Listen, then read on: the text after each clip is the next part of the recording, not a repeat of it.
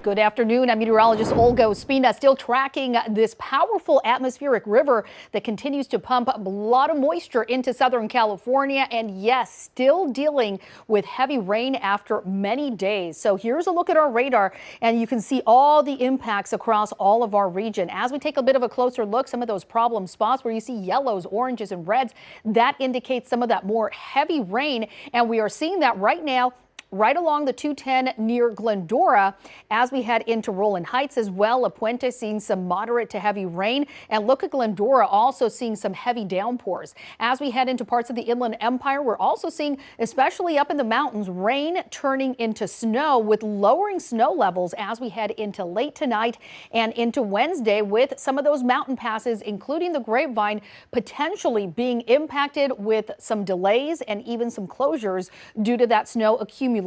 Let me take you through Futurecast, show you what to expect as we head into late tonight. We're going to see this very heavy rain cell moving through, and this is going to be right around that LA area along the coastline by 8 o'clock this evening. As we head into the 10 o'clock hour, seeing some moderate rain right for the Orange County area. And again, the snow levels will continue to lower as we head into the overnight hours, and early Wednesday, not too bad. We're starting to see more scattered in nature, but we are not done with this wet weather yet. We'll continue to see another round of moderate to heavy rain pushing through as we head into later in the day on Wednesday. So here comes the rain once again as we head into the afternoon, evening hours. 6 o'clock, Ventura County heavily impacted. We see those snow levels lowering, the Grapevine potentially impacted as well. And 8 o'clock, look at this big band of moderate to heavy rain impacting us all the way from the coastline into the valleys and, of course, the foothills, Antelope Valley, right along the 210,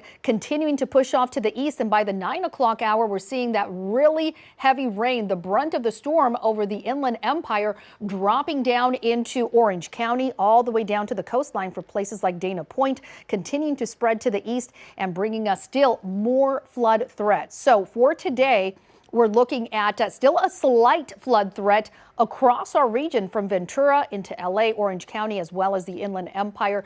The flood threat does diminish as we head into tomorrow, but still we will be at some risk. And again, keep in mind, this has been days and days now of excessive rain, record-breaking rain for most areas. Look at Bel Air up in the hills, more than 15 inches so far, and the rain keeps coming. Topanga Canyon sitting right now at nearly 12 inches of rain, nearly 12 for Woodland Hills. Agora Hills, you are approaching 9 inches of rain, and more than 8 for downtown Los Angeles. It has been one of the rainiest events in history. Flood alert, so we continue with the flash flood, the flood watch for all of us until at least later this afternoon, and for some spots the stronger flood advisory is in place. So we still continue with a lot of flood threats, and temperatures, of course, they're going to remain cool in the coming days, low 60s as we head into tomorrow. Still some chances of rain for Thursday.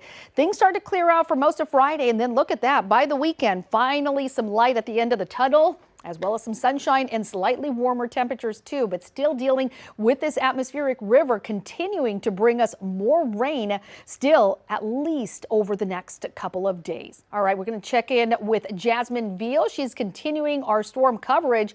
And Jazz, I think you're tracking some potholes.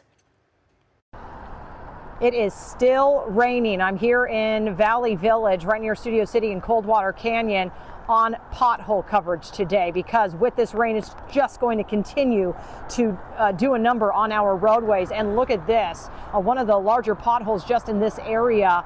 So many drivers slammed into this last night, popping their tires, ruining their hubcaps. I mean, they're having to pull over. People were recording some of these drivers on the app Citizen, and the video is just hard to watch. It makes you cringe when you hear the cars slamming into this thing. And you can see it's just been coned off, but no one's been able to get out here to repair it with Public Works, with the city, because they have so many other issues to address. I'm trying to get those numbers today, how many potholes have popped up. I'm talking to County Public Works as well.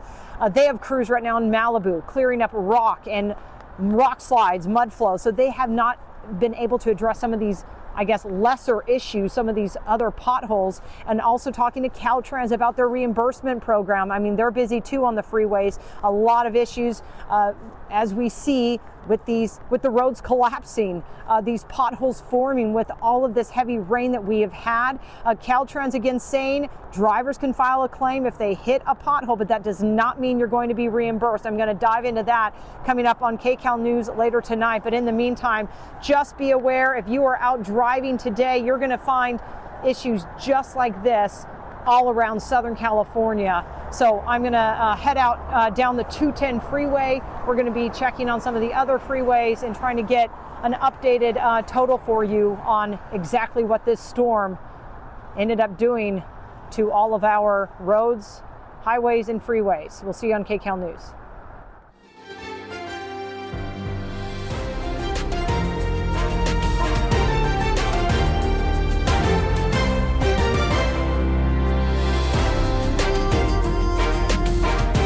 CBS News Los Angeles, your local news, streaming wherever, whenever.